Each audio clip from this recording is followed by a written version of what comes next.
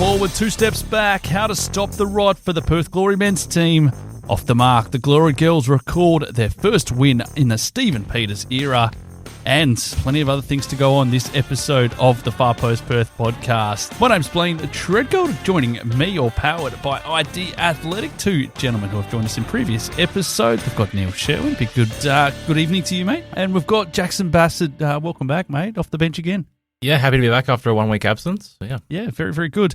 Boys, let's get straight into it, I guess. What we'll do is we'll start with the good, bad, and the ugly, because there's been a fair bit to get off everyone's chest this week. Jaxon, give us your good, mate. What's been going on? I think the good this week has been the standard of the goals in the A-League men and the women this week. There's a lot to choose from. Steven Ujakovic's first goal against Glory was pretty good. Was it deflected? I had this debate on the night, and I heard I think it was Daniel McBreen saying as well that he thought it was a deflection. I thought it was a first look, but I won't take it away. I'm a little bit bitter. I couldn't tell. I was up in the comms box. I didn't see anything first time, and I didn't see anything on the replay to suggest that it was a deflected. All right, good goal though. Okay. Yeah, great. Yeah, it looked like a good strike, yeah. Great goal, and we'll probably go a little bit more into it, but my first instinct was how are you letting someone like Steven Ujakovic take a shot from those areas to begin with, because you know you can hit him. Ask Ollie Sale. Yeah. Oh, well, there you go. Neil, good? I was going to say the goals, because there was some screamers and they're really enjoyable. As I think I mentioned last week, when the A-League is good, it's really, really good. Probably the other good for me was the active support in unison on Sunday evening. It wasn't just the active support in the... No, it spilled around. It was like a Mexican wave of ironic cheering. If you want to unite supporter groups that have previously been divided, just have a dreadful on-field performance. Got to take the positives. Yeah. So I thought it was good, and to be fair, they made some pretty good noise down that end. So if they can find a way to do that in future, that was great. Very good. We might be here a while with this section, boys. Bad, Jaxon? Not a good week for the referees. You mentioned on Wednesday some of the calls in the Western Sydney game, and then that was followed up by the VAR drama in Adelaide. Stevie Wonder could see that was a foul. Couldn't believe that it wasn't given as a penalty, because that's the whole point. That's the whole point of the VAR, is that if the on-field referee doesn't see it, then the guy up in the booth should have a look at it, and it was really obvious, and horrible decision. And at the very least, the FA have come out and said that it was the wrong call, but not going to do any good for John Aloisi and the West United fans. And then on top of that, you had David Coote and his comments on Jurgen Klopp, which have been doing the rounds and causing some big drama over in England. Just back on the VAR, and we kind of just spoke about this before we started recording, and that was the whole idea that referees are starting to rely quite heavily on VAR. We go back to Friday nights, and we see 2 identical penalty shouts, and the referee on that occasion has sent them both upstairs. I mean, one maybe, but you see an identical situation down the other end, and you're not willing to blow it and make the decision yourself.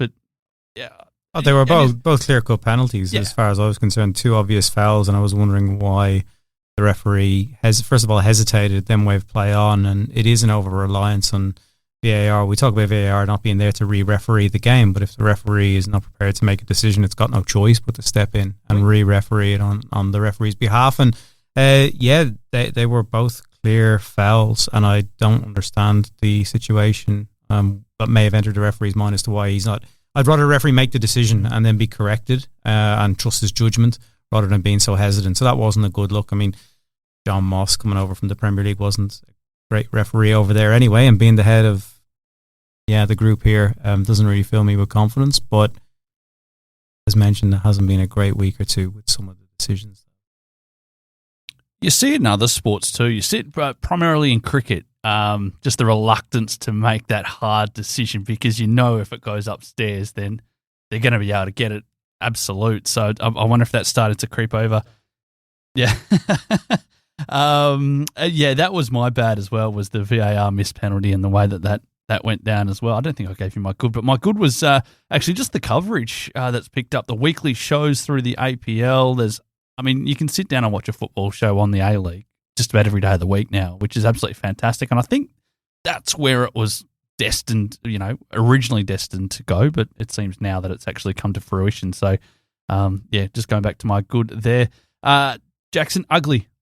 Do I even need to say it? Go. Give us your spiel, mate. Get it off your chest. Oh, I mean, hard to pinpoint. Everything didn't go well. Actually, that's not true. Like, the first, 10, 15 minutes was all right. Caicedo looked decent, not outstanding, as Devereux said in his post-match press conference. But, yeah, it just all fell apart. And I feel like we're just beating the same drum and we're sounding like a broken record every week because it's been the same situation with Taggart being isolated, the attack not really functioning, midfield and the attack, there's no cohesion there. And even with the defence in the midfield, there's no cohesion. Press got bypassed way too easily. It all went wrong. Some really poor defending. I don't think I could pinpoint one single person who had a decent game. The attack, again, non-existent. Midfield didn't really perform well. Can't really say the defence was good. And even Ollie Sow, I mean, he's been all right so far this season, but, I mean, you can only blame him for one goal, but that's the killer one, because you come out after half-time, after 15 minutes of, okay, let's get back into this game, and then within 30 seconds you can see it's 3-0. It sucked the life out of the crowd, and, yeah, that just set up the stage for the we've got the ball, we've lost the ball chance for the next half an hour. Neil? Yeah. Ugly? Well, my bad and ugly are probably related to the game. The bad is the performance and no clear idea of what we're aiming for. It's you got to give people something that's tangible and say, well, yeah, I can see that this is a pattern of play. It's shifted from the initial gung-ho press to sit back in a block, but the block has become very easy to bypass. So tactically is the bad. The ugly is the coach killers, because David Zrilic can do so much. He puts the players in the park, but as mentioned, that goal 20 seconds after halftime is as ugly as it gets. You give the lads a pep talk at halftime. You maybe change the tactics a little bit. You try and instill some confidence in them. Say, look, yes, it is 2-0, but if we get the next goal, we're back in this. That all goes right out the window 20 seconds after the break from brainless goalkeeping. I don't understand what he was trying to do. In that situation, he could have comfortably chested the ball down and volleyed it over the stand, out onto the main road if he had to. But yeah, it was dreadful. So coach killers are big as well, because there's players, and a lot of that can come down to confidence. Players aren't necessarily comfortable having the ball, and Zrilic pointed that out after the game, that he's disappointed with how easy the team is turning the ball over. They do at times work hard to win the game back. They're given an instruction in terms of a press, in terms of a style and a structure, but that all falls to pieces as soon as you win the ball and give it back 10 seconds later, because you haven't had that recovery time. You haven't had that chance to get yourself into your attacking shape before, again, you have to flip to your defensive shape. And that's been really apparent. The other thing that was a little bit ugly for me was how deep-lying the two central midfielders were. Pennington and Gamolka, when goal kicks were being taken by Glory, you've got your two centre-backs in the box looking for the ball, which is fine. But your next line is just 5 yards outside the penalty area, with then a big gap to Taggart, who's on the halfway line. It's compressing the pitch really tight, and I get playing out from the back and you want to start doing that, but if you've got players that aren't confident and they've got minimal space to play in, you're inviting pressure. Wellington are a good example of a team that have done it successfully up until the first goal that they conceded in the derby. But you're looking at trying to instill that in a team that's lost 6-1, that is minimal confidence. He's missing a lot of players for various reasons, and I feel that that's inviting pressure. And what ended up happening was those players didn't want the ball, and Sale was going long to Taggart on the halfway line, who was losing a header. So immediately you've turned the ball over from your own goal kick, which is your own possession. I realise it's a little bit nuanced and a bit tactical, but it's all about 4 or 5 times in the first half, and that sort of thing doesn't help when you've got players low on confidence that not only do they not want the ball, but you're just punting it over the head and they're defending again. Yeah. Leave some of that powder dry, because we'll go a little bit deeper into all of that in a quick second. Boys, some ugly or bad revelations. We're hearing, and this is alleged at the moment, how we're concerned, but a situation is developing up there at Perth Red Star, and why this could be bad or ugly, with the situation being that certain juniors, in fact a lot of juniors, have been told that they essentially need to go and find another club due to an ongoing situation regarding the ownership at Perth Red Star. Now, the way this becomes bad or ugly is we are already looking for more clubs, facilities and everything else for a lot of these juniors, particularly up there in the Northern Corridor, which is already stretched, and how much this can actually add to that ongoing situation regarding lack of facilities and everything else. So we'll keep an eye on that. But as I said, it's probably bordering on bad or even ugly, and where this might go. I'm sure there's going to be more coming out about this in future weeks. Let's we've got a few off the Twitter and off the Facebook, and everyone, we've got actually a fair few through, Neil. Got loads. See, this is what happens when we lose. Everyone needs to get reams and reams and reams of stuff. Now, there's some good stuff in here. First 10 minutes, going to the game. The girls winning, a few beers. The women getting a win as well. Yet the women featuring quite a lot in there. Couple of great goals for the round as well, as mentioned. The Shed being praised for supporting absolute shit. Caicedo in the opening 10 minutes, and I'm sure we do want to mention it as well. The little tribute to Aaron Cam, who sadly passed away last week, a mate of yours, Blayne, and someone who's synonymous with glory over the years, away days, grand finals, being around the club, supporting all facets of football, and way too young. Yeah, absolutely. Aaron wasn't just synonymous with glory, even though that was one of his biggest loves as well, but he was a big Celtic man, travelled around the world to support the Socceroos, Matildas, World Cups, the whole works. He was heavily involved in disability sport, accessibility for people living with disabilities to football stadiums, and in fact, he fought endlessly around those kind of situations, was heavily involved in wheelchair rugby and everything else. So he wasn't. He was certainly a contributor to many different facets of not only football but sport and life in general. So he'll be very, very missed. And of course, we do send our condolences to Ian, his father, and the Cam family. And I'm sure everyone echoes those sentiments as well. Aaron was a big supporter of the women's team, which was fantastic. We could get a win. It was great, and I'll go through a couple of bads first, though. But the women's team definitely had lots of good. I enjoyed that game, to be fair. Lack of investment in crickets from the owner is bad. Having to console my 9-year-old after the game. The men, almost everything after the 15-minute mark. Staying for the men's game after the women doing so well. The panic that set in after the first goal. Faisal needs to defend better. Bad Glory loss. Bad Stan's comments about next year. And the front line was the bad, and the ugly was the back line. Ugly, realising this is how it's going to be until next season. More ugly's religious comments about fitness and having the longest pre-season in the world.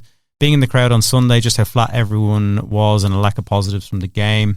The performance in the post-match interview, as well as Stan's interview.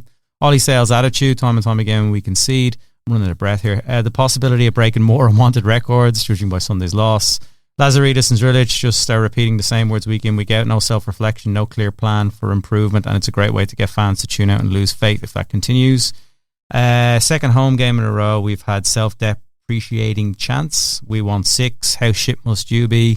We're shit and we know we are, etc., etc. The management and the ownership should be where this is aimed. So a lot of anger. Look, I've spoken in various circumstances around. I don't mind that, because it shows people still care. As soon as people stop caring and showing apathy, you're screwed.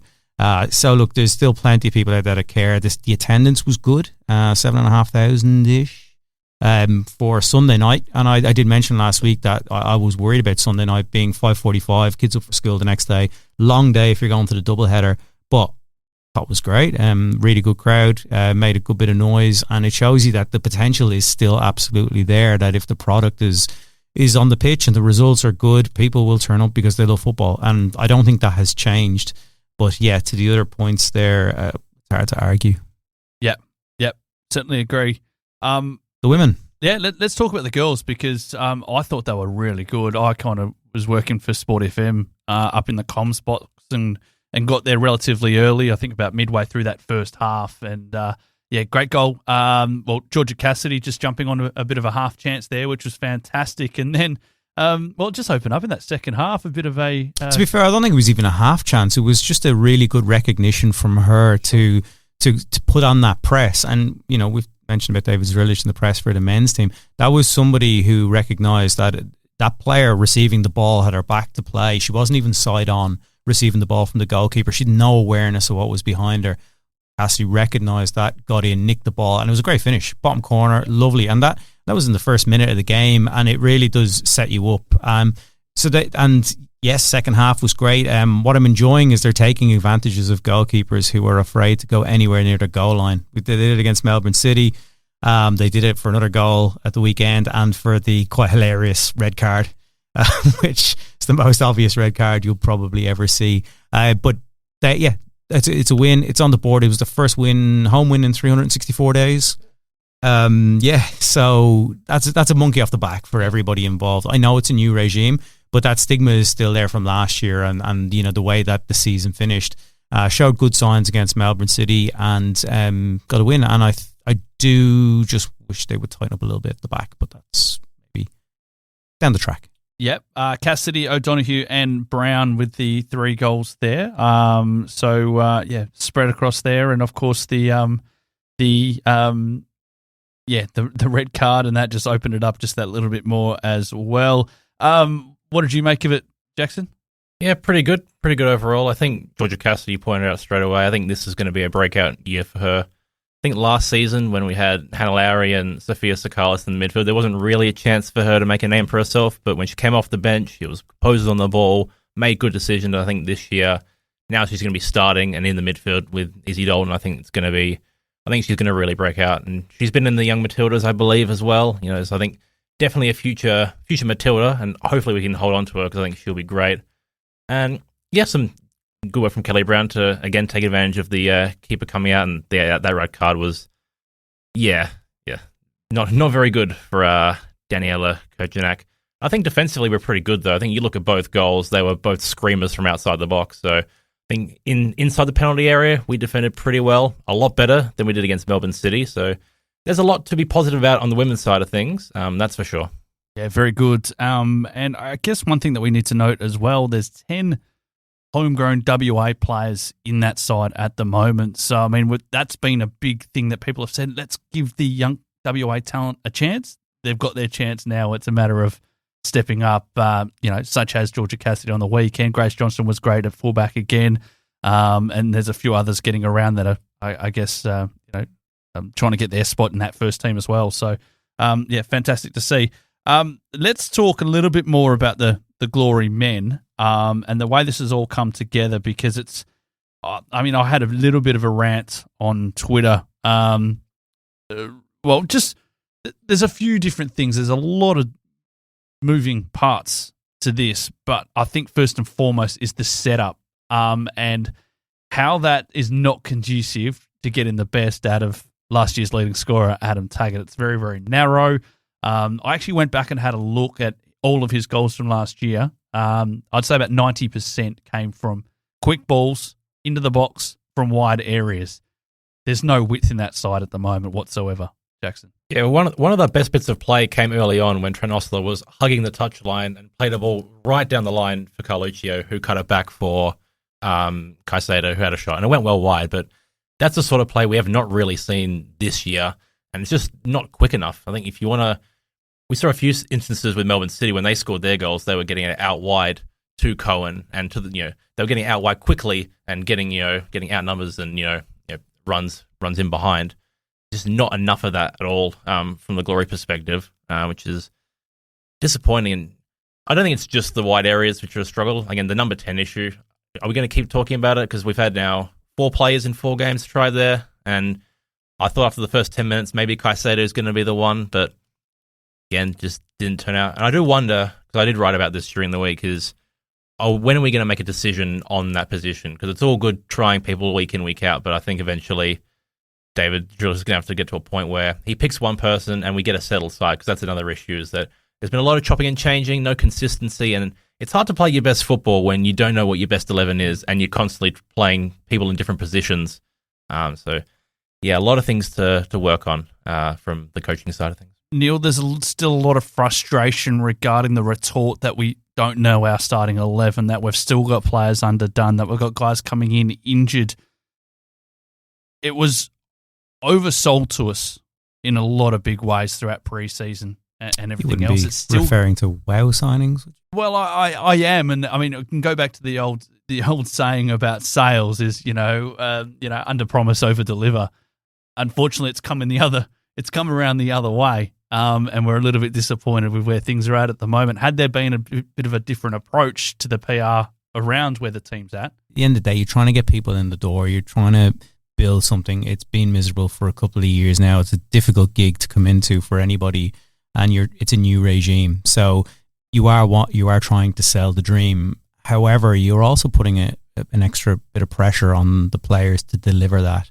And I mean, Stan Lazaridis going on radio and promising a win against Wellington was just bizarre. Like, why do that? You did it. Go in and say we're going to give a better performance, and we're going to learn from last week, and we're going to give the fans something to cheer about.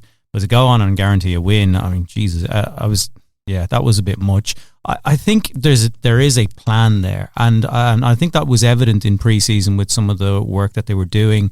They've recruited players. Yes, it takes players time to gel. Yes, it takes time to have a philosophy embedded. And I'm not one to be going after 4 games, sack the manager. That's not really going to solve anything. You're just going to go, unless you want to break glass, where's Kenny Lowe?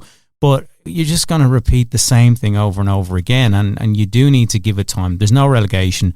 However, you need to see something, and I've mentioned that already. And I think where the letdown has been the preparation, in the sense of you have this really long pre-season to get your house in order. I did ask David Rillich if everybody was fit and ready to go, do you know your best team? If all the magnets are on the board and everybody, forget injuries, can you pick your best 11? And that's what we're working towards. And he gave an answer as I would have thought you do know, and you just want to get those guys ready to go. Getting players fit during the season is very, very difficult when you don't have a feeder league. You don't have the MYL as we previously had. The MPL is not on at the moment. So it's hard to get players fit in game. I completely agree with him in that regard. But signing players with checkered injury history, Miljusic again, that's crazy. He's either finished, as in he's going to keep getting these repeat injuries, or they rushed him back. It's one of two things. But it was the first bit of real hard work he did was tracking back in the corner, and then he just walked off the pitch. Yeah, just to see you later. Yeah. It's just really weird. And I understand his frustration. I'm sure he's good. He's a professional footballer. It's his job. He loves playing the game. But yeah, maybe it was a bit irresponsibility playing him and chucking him in. But again, where do you play him to check to see if he's fit? There's nowhere else. You're trying him in A-League games. So this is probably going to continue to happen when Risdon comes back from injury, for example, and he hasn't played any minutes for months. He's got to play. So we're going to see a little bit more of this, and that's where I come down to the point around the preparation and the recruitment as well. Where's Hamzaoui? Played 1 game, and yes, he switched off and was snoozing at the back post for Wellington's second goal, but he's a natural left back. Well, he's not in the squad. He's a visa player. Ayayama, I'd be surprised if we see him again, another visa player. Caicedo, I'm sorry, people were saying he looked good. I thought he did not look like he could do anything. It just didn't want to be there. And if you're going to play a philosophy of a pressing team, eventually, he is definitely not it for me. And I know I'm basing it off minimal minutes, but first impressions are lasting. He can go out and change my mind if he wants, but I didn't see anything to be overly confident about. And still the same frustrations for Adam Taggart. Completely isolated, minimal chances, no shots on goal. Like, you've got the best striker in the league on paper, based off his last season's record, and you're giving him, as you said, scraps. And at the back, it just feels like they're lacking confidence. I do think there's a spine there. And I mentioned this the weekend. You've got A-League quality players in that team. Sale, Pennington, O'Neill, Taggart, Gamulka. I don't know. He's fallen off a cliff. These guys should not be that bad. I get if they're going to lose some games, but they should not be that bad. There's something wrong in terms of whether they're buying in or whether they're low on confidence. But that's up to the coaching staff to address, and it's very concerning because it's the worst start. It's the worst start that they've had. One goal scored, 13 conceded, biggest ever home defeat in the A-League. Doesn't really get much worse. Just one more question before we move on and take a little bit of a break. It was a discussion that we had on the commentary, and that was the space between the defensive line and the midfield, or the sixes there. There was a lot of space. We've talked about this previous weeks about the running at you, or just the space to play in behind. Melbourne City do that as good as anyone in the league. I mean, even their youngsters in the last 5 minutes were doing that, and just playing a bit of tiki-taka around the sixes. And and in between that space. But it wasn't even that. It was the fullbacks and the centre-backs were doing it as well, around the forward line. And then when they got in behind the lines, there was so much space. And this was not a good Melbourne City team relative to what they've put out in the park in the last 3, 4, 5 years. This was a limited Melbourne City team and they were able to do it. I guess my question is, who is in charge of marshalling that defence at the moment? The guy who can't speak English? I don't know. I mean, is that it? Is that where we're at? Is there just a simple communication problem? I mean, is it Ollie Sale behind them? Is it Brandon O'Neill when he's on the park because you feel that he'll be a bit of a leader? Is it going to be Josh Risdon? It doesn't seem like there's anyone marshalling that defence and letting those sixers know, hold on, step back, we'll step forward, we'll close that space. There was a very noticeable lack of communication and leadership in the last half hour or so of the game. They were carved open quite easily a number of times. And I get it, that frustration drops off. But again, my point is these are experienced, good A-League players that will get into a lot of teams. But yeah, that leadership needs to come out in the next few weeks. And pinning the hopes on the international break solving everything is dangerous. With guys, it's concerning. With plenty missing. Yeah. Because you've got, I think you've got Faisal, you've got Bulgaria, you've got Ollie Sale away on international duties. Jalen Pearman, obviously, he hasn't seen too much game time, but you're not going to have your full complement to be able to work this out in the week. It's not going to be a magic fix in less than 2 weeks when they go away. I think also we're not having a home game until December 14, so we have a bit of a period away from home, and I think we all know that away from home has been a real struggle. So it's hard to see where things are going to upturn in the short term. Yeah, I think most people want to trust the process, but and get behind. Grealish is I'm not going to argue with anybody that he's a bad coach. He's got a proven coaching record across multiple different countries. Yeah. It's his first head coaching gig, yes, but let's be fair, we're not going to be attracting Pep anytime soon. So you give somebody a go and you get them in there and you trust their process. I just feel that the preparation and the signs that we're seeing so far are just they're non-existent. So what are fans supposed to get behind? That's the hard part. Boys, we're going to take a bit of a break. What we can get behind is the All-Star Legends charity match that is happening this coming Sunday. It is the Glory All-Stars against the Perth Children's Hospital. The Perth Glory Legends against the Perth Children's Hospital All-Stars. And, media man extraordinaire Gareth Morgan, he's going to join us next to chat about it. Back soon for more here on the Far Post Perth Podcast. What a run! This could be the one! It's in! That's what it's all about! And when it comes to sports gear that helps you perform your best, ID Athletic has the winning formula. From grassroots clubs to elite athletes, ID Athletic provides high-quality sporting apparel, screen printing, embroidery, and made-to-order promotional products. Proud sponsors of the Far Post Perth and passionate supporters of WA community sport. Visit ID Athletic at 84 Howe Street, Osborne Park, or online at idathletic.com. ID Athletic. Build your identity. Part 2 of the Far Post Perth Podcast. Big thank you to ID Athletic. As we say every week, don't forget, it's this time of the year that you'll be looking for kits for your local football club, your five-a-side team, your futsal club, whatever it might be. Get down and see the guys at ID Athletic, 84 House Street in Osborne Park, and we certainly do appreciate their support. Boys, let's talk about something very, very positive because there's a match happening this weekend. It is the Perth Glory Legends against the Perth Children's Hospital All-Stars. It is an annual event and it raises some great money, not only for the Perth Children's Hospital, but the Headhunter Foundation, I believe it is. And one of the gentlemen behind it is media man extraordinaire. Everyone knows Gareth Morgan, who's decided to jump on and have a bit of a chat, and we're glad that we can promote this event. Gareth, thanks for jumping on, mate. Oh, lovely. Thanks very much for having me on, Blayne. We usually do a podcast under different circumstances. I know. But this is nice, isn't it? It's weird. I've done no prep. I feel very, very awkward. Very good. Mate, tell us about the Perth Glory Legends match against the Perth Children's Hospital All-Stars. First of all, let's just take a step back. How did this all first come about? Yeah, it started in 2020, Blayne. We were just coming out of COVID, and it sort of started initially almost as a thank you for the doctors and nurses and medical staff at PCH for the extraordinary work that they did during that period. And also I think it brought Glory fans together because we hadn't had home games for a while, and it was a good opportunity just to get people out to games again. So it began in 2020, and then we played, that was at Dorian, and then we were at Sorrento the following year. And then we also played at Balcatta. We did have a year off, but it's been every year since then. And it's always for Perth Children's Hospital Foundation and one other charity. And this year it's the Hero Hunter Foundation, which basically raises money to support the families of children that are battling cancer. So just to give them sort of practical support as much as anything else. So yeah, two fantastic charities, an unbelievable squad. If I do say so myself, my recruitment has been extraordinary.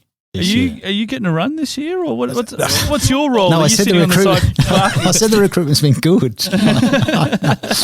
No, I've entrusted selection to Dino Diolbich, head coach, for their second consecutive year, and it is some. Shall I throw some names at you, Blayne? Yeah, go on. Neil Kilkenny, Joel Chianese, Rostin Griffiths, Stephen McGarry, Chris Harold, Scott Bullock making an appearance this year, Jamie Harnwell, Gareth Navin, Caitlin Douglas. Who else? We've got Sarah Carroll's in there. It's a hell of a side. Jacob Burns as well. There you go. Burnsy, McGarry. That is a hell of a side. How does the PCH All-Stars go? I mean, are we likely to see a bit of unknown talent in maybe some of the doctors and nurses and support staff there? Yeah, to be fair, they've actually got some pretty good players in recent years. They've had some decent players that have turned out for them. They tend to win, often aided by match referee Graham Last, who makes some quite interesting decisions, usually in the second half, to ensure that things are levelled out a bit. But they genuinely have some good players. Any concerns around team selection and egos in that team? I mean, Kilkenny's coming off the back of slumming it with Ronaldinho and Cahill at the Joga Bonito game, and now he's running out in Dorian Gardens and he might be told he's getting 10 minutes. That's exactly what I said. I spoke to him actually today, and I said that, 1 minute you are playing against some of the world's greatest, and you'll be 2-footing an orderly from PCH in your next outing. And he's very keen. I asked him if he was fit. He said always. I asked him if he was fired up. He said always. So yeah, him and Burnsy, I imagine, will be anchoring that midfield. So, and God help anyone who tries to. Well, let me get this: you got Dino Diolbich, Burnsy, and Kilkenny all in the same team. Yep. That's why there's a lot of medical personnel. That's dangerous. That's dangerous areas around the ground. Yeah, it's they'll be taking it pretty seriously, those lads. Don't worry about that. The only unfortunate slight is that Lisa Devanna's not available this year because she obviously adds an extra edge as well. But Lisa not getting a run this year. What's the shin pad rule? Mandatory cricket pads for some of the players, I think. No, it'll be great fun. Lots of stuff happening off the pitch as well. I still haven't quite given up on getting a band down there. If there's any musicians who... well, we had one last week. Yeah. Oh, there we go. Could have... yeah. I thought you might pop out Blayne for us like 16-minute self-indulgent prog rock guitar solo on your knees in front of the fans at Macedonia Park. It's still an option. So there's face painters. There've been inflatable down there as well. Costumers. Quite sure what they are, but they'll be down there anyway. So it'll be fantastic. And it's a gold coin entry. And then also there's a little bit of a silent auction. And if you want to get a cheeky early bid in, I've got a match-worn pair of Diego Castro's boots signed by the man himself, still in the boot bag. None of this sort of in a frame. These are real kind of earth. They've still got bits of grass and, whatever on there. This is real earthy, organic stuff. Couldn't have flown him in for the game because the budget not got that far for the recruitment. Not quite. But I've had an early bid of $50 on those boots. Bargain. That's worth considerably more than that. Yeah, definitely. Let's hope so. Yeah, sounds like it's going to be good fun. What's the match fee or the win bonus or the goal score bonus? Is there any incentives for these?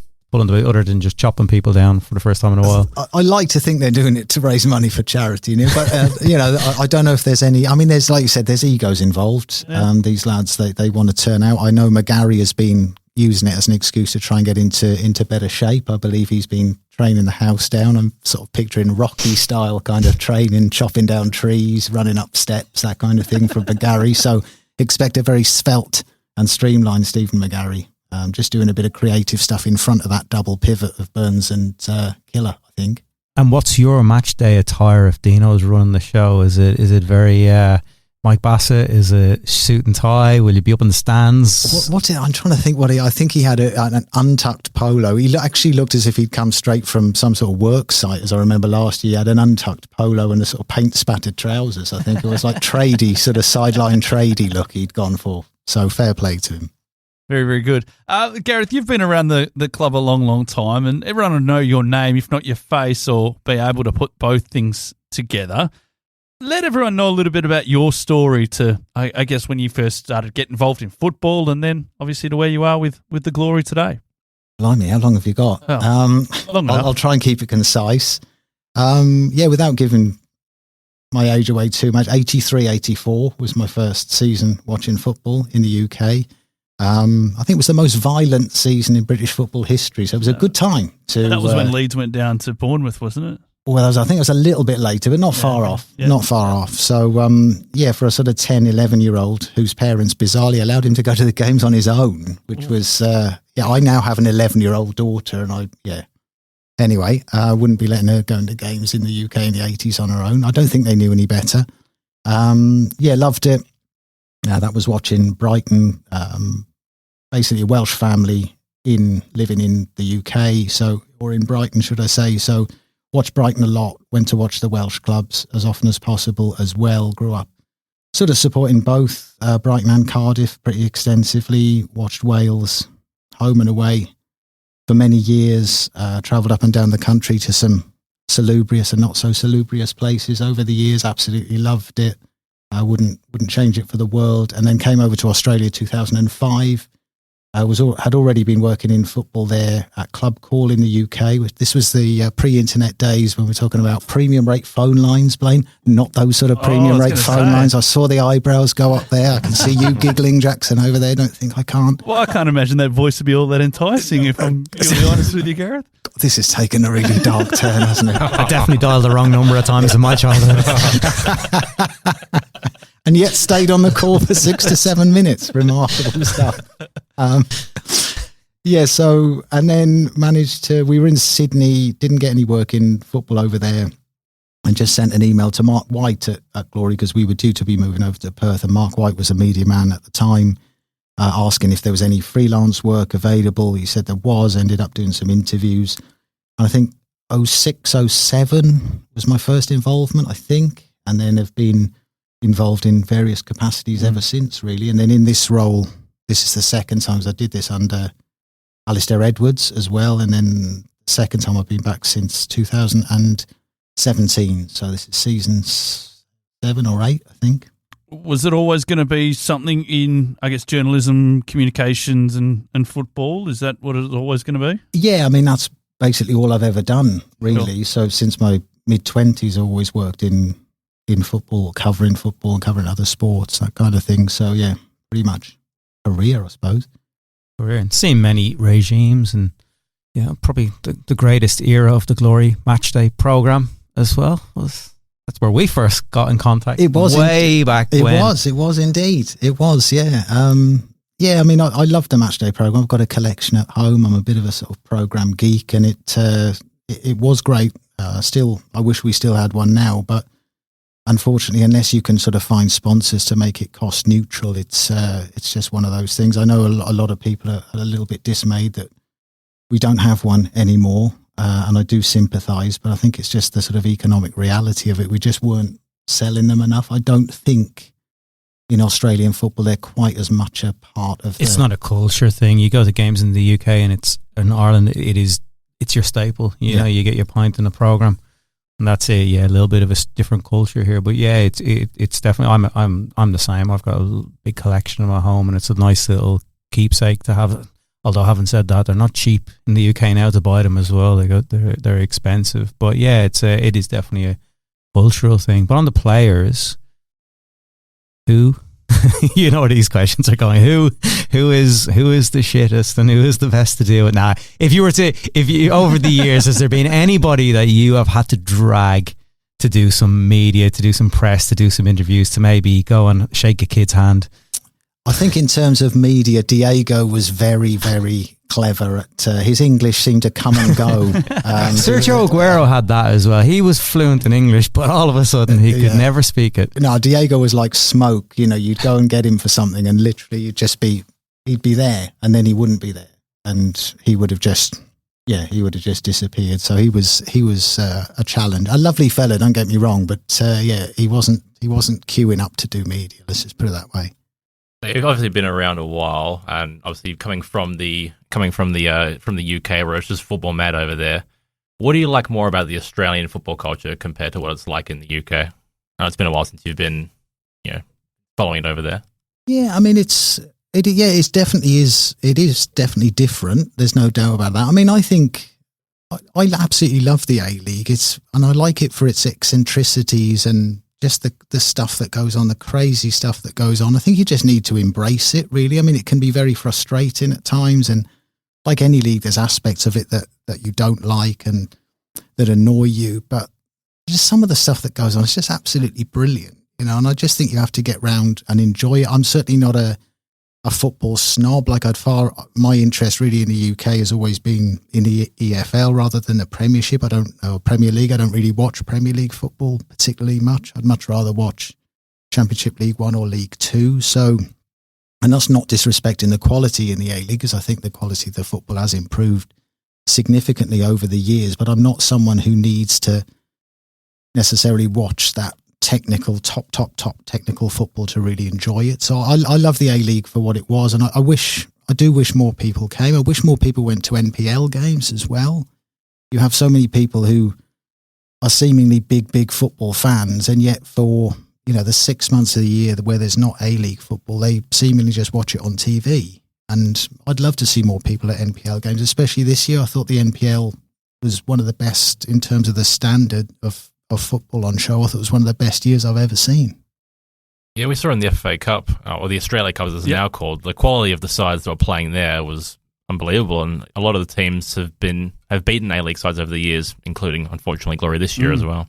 Oh, the magic of the cup, isn't it? I mean, that's what it's all about, is the whole kind of, David versus Goliath, and it's slightly skewed in favour of the NPL, the lower league teams, as far as the timing goes and everything else. But just back on the A-League, it is, I mean, we've spoken about this quite a bit. It's quite unique, the accessibility that you get. I mean, I watched after the match on the weekend, as disappointed as everyone was. The kids absolutely scrambled for 5 or 6 players that were signing autographs post-match. I mean, you wouldn't get that anywhere else in the world at a top flight, league, I don't think. No, I think you're exactly right, Blayne. The accessibility is different level. And I mean, you pretty much know, certainly at A-League women and pretty much at A-League men as well, that if you when we had Sam Kerr, if you came to an A-League women's game, if you stood on the fence at the end, you would get a selfie and an autograph, etc., with Sam Kerr, guaranteed. I got one with Daniel Sturridge.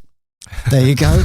We've still got some of those T-shirts, actually, Neil, if you need some. We've probably got about 2,500 because I know you collect shirts. So if you definitely, that is one I'm missing. I can send 1,000 your way if you want out of the storage. The accessibility is true, and like you said, I thought it was great credit to sort of Lockie Barr and Tags and Carluccio and so on, the players that did stick around and sign after that defeat on Sunday night. I mean, they should be doing it, don't get me wrong, but yeah, full credit to them. It was good they were out there for a good while afterwards, and that was good to see. And I just more on the A-League and the way it's perceived. I like the way, and we spoke about the new advertising campaign, is that the whole theme around that is that it's ours, good, bad, ugly, everything in between, and it's you can get quite visceral, I think, about that. It's a shit league, but it's our shit league, so so to speak.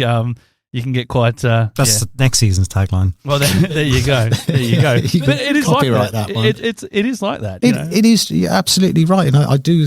As much as we love to criticise APL, and we all do it, I do think they've got some things, quite a few things right this season. I think some of the fixturing, especially at the start of the season, to drive that early interest, the derbies, the games over in New Zealand, and I think, like you said, I think that whole sort of approach that they've got, the whole concept of embracing the league for what it is, I think it's quite a good approach, quite a smart approach from APL this year. I've got 2 questions, one serious and one not so serious. Which would you prefer first? Let's go serious. All right, serious one. One of the big things that fans ask about and complain about is the club's relationship with the mainstream media. Not us people that just sit in a room and say what we like with no consequences. But the stuff around newspaper coverage, TV coverage, what is your relationship like with those media people? How does it work? Just a little bit of insight for people who think, they don't care about us, they don't give us any coverage. Poor Ben Smith is pulling his hair out listening to me right now. But yeah, what is that like? Yeah, no, I mean, in defence of Ben Smith, and to be fair, Nick Taylor as well before me, I've had an excellent relationship with both of them. And Ben is a genuine advocate for football. Big football fan. He plays. He's knowledgeable. He's passionate about the game, and he tries extremely hard to get as much either into the paper or online. And I think this is sometimes where it breaks down a little bit. I know online is behind a paywall, which can be frustrating, but there's a lot of Glory content in the West online. There is. Now, in the paper version, probably not so much for whatever reason. But to lay that blame at Ben's door, I think is a little bit harsh, because obviously he's got editors and so on that decide what goes where. And sometimes stuff that he writes just appears online, doesn't end up in the paper version of the paper. So yeah, excellent relationship with Ben. Obviously we work with stuff that goes to him under embargo and stuff like that, trust him implicitly. TV can be a little bit more of a challenge, unfortunately. I think we do struggle for coverage for one reason and another. So that can be a little bit tricky. But I mean, we're sort of damned if we do and damned if we don't, because we film all our own presses and then we distribute that content. Obviously, you'd be on the media mailing list yourself. So in a way that sort of, you don't need to come as a TV company if you're a 7, a 9 or a 10. Well, why are we going to bother sending a camo and a journo all the way out to Frio, which obviously again is awkward at the moment, when we know that come lunchtime, we'll have it packaged up with a training clip as well. And we can just, so it's, that's a little bit of a challenge radio wise. Again, a good relationship, Sport FM in particular, 6PR, SEN, rolling players out there, managers out there on almost a daily basis, or certainly every other day. So yeah, they all have their challenges, but I mean, it's my job to try and cultivate those relationships. And I appreciate I've banged on about this a little bit long now. So it's great, because I've never been in 12 or 15 years, never been turned down for a player request, an interview opportunity. The club is very, very accessible to anybody who does need anything. So that was my serious question. I've got my really quick, not so serious one. How many times or how hard is it not to bite back on social media? You've got the power of that, and I know it's different to way back when rogue people were having access to the Twitter accounts. It is a little bit more fine tuned now. I've been so tempted to open a burner account and just go through people, but I know if I start that, I'll just never stop. So I've honestly never done it. But just a couple of quick things on socials. I mean, people are, just don't read the comments. Well, it's my job to read the comments every day, all of them, and I do. I read every. And just to throw in, it's by law you need to moderate these now, and it becomes the. Yeah, I mean, this is another thing. Somebody called me, what was it, a comments Nazi a little while ago, which I don't even know where to start. Now, the fact of the matter is, and I actually had quite an informed email discussion with somebody the other day on this, is that Instagram has some really weird algorithms in terms of what comments are hidden. Like some of the comments that were hidden after the 6-1 MacArthur game, one of them was, "We'll do better next week." No idea. Yeah. Whereas, the clubs, whatever, sack everyone, burn the place down, just those sort of things stay on. So there's a lot of that goes on. But I think what is saddening is that there are a sizable amount of people who genuinely don't want the club to do well. I've got no doubt about that. Equally, there's a sizable amount of frustrated, genuine fans, and I've got nothing but time for them, and they've got every right to express their opinions, and they do in the strongest possible terms. But I think it's a reflection on society that when we win, and Facebook's probably the most savage arena for this kind of thing. When we win, usually about 150 comments. When we lose, 350 to 400. Well, I save my best memes for when they lose. I've noticed. I have most noticed. Engagement. But yeah, so I'm running out. and it upsets me. Like, so, I say it upsets me. It makes me sound very sort of soft, but no, it does, because I genuinely do care. Like, I really do care, and I was devastated on Sunday night. Devastated to the fact that I actually felt physically sick and drove home. I don't really remember driving home. You know, when you're just so preoccupied by something that suddenly, Jesus, you're at Whitford's and you don't even remember getting on the freeway kind of thing. So, Gareth, we're going to run out of time, mate, but I certainly do appreciate you coming in and giving us, plenty of insights into some of your background and your role and everything else, mate. But just to recap, the Perth Glory Legends against the PCH All-Stars happening at Macedonia Park this coming Sunday. Gates at 1:30, kickoff at 2:30, and plenty of entertainment going around the ground. And you can go and heckle someone like Dino Djurbic on the sidelines. Well, you can, but the thing is, Dino will hear you, and Dino will come. He'll come after you. Free balloons as well, Blayne. I know you love a balloon. Gareth, thanks very much for joining us, mate. Thanks, mate. What a run! This could be the one! It's in! That's what it's all about! And when it comes to sports gear that helps you perform your best, ID Athletic has the winning formula. From grassroots clubs to elite athletes, ID Athletic provides high-quality sporting apparel, screen printing, embroidery, and made-to-order promotional products. Proud sponsors of the Far Post Perth and passionate supporters of WA community sport. Visit ID Athletic at 84 Howe Street, Osborne Park, or online at idathletic.com. ID Athletic.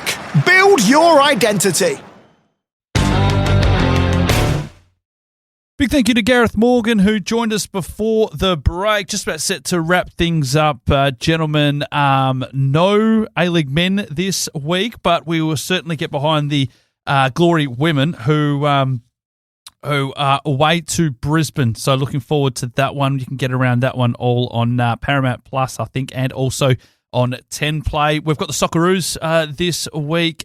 Jackson, I wanted to go through the squad because there's a couple of interesting selections, but I don't think that we'll have time to go through that. Interesting, I guess, omission is Nesteri Aaron Kunda, who won't be involved after all the early hype around him, but some great stories around Max Ballard. I saw a nice little interview with him and how he told his parents about how he got called up to the national team, and there's a few others that'll be involved. So they're up against Saudi Arabia on Thursday evening. If you're listening to this, they'll also be away to Bahrain.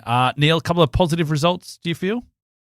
Oh, well, they've had a couple of positive ones, and now it's tried to keep that momentum going, and they put themselves in a much better position than they were a couple of months ago. We do have to come up against the unmovable force that is the super sexy new Saudi Arabian coach. Harry Renard is back in business with his white shirts and slick back hair. A specimen, it's fair to say. He will be on the sideline, and he's a very good coach as well. That to me is potentially a game changer for Saudi Arabia, in that he comes in, he motivates players, and he's done a good job with them previously. So hopefully for the Socceroos' sake, there's just a little bit of turmoil still happening behind the scenes after the outgoing Roberto Mancini as well. Boys, any bold predictions this week? I know there's no A-League men, but have we got any bold predictions going on, or any final thoughts? An ambulance is required at the charity game. For who? Well, to be confirmed. There's enough potential suspects. No, we don't want to hear anything like that. Any final thoughts, Jackson? Yeah, I've got one bold prediction for the women this week. We've seen Kelly Brown score outside the box against City and against Newcastle. I think 3 from 3. Another outside the box goal. Probably lobs the keeper again, because she's been really good at that and tried it a lot. So, yeah, I'm expecting that. I'm going to leave everyone with this thought. Bruno Fornaroli joined the Glory in January. Why? We don't need another striker. You're lucky we don't have time. Bold prediction. I wouldn't put it past. I'd say he's more likely to go back to City than go to Glory. Oh, well, there you go. That might happen as well. A big thank you to ID Athletic for their support. That's where we'll wrap things up. Big thank you to Gareth Morgan. Neil, thank you. Jackson, thank you. Don't forget, you can grab this as a podcast each and every week. Spotify, Apple, and now available on YouTube Music. We'll catch you next week for more here on the Far Post Perth Podcast.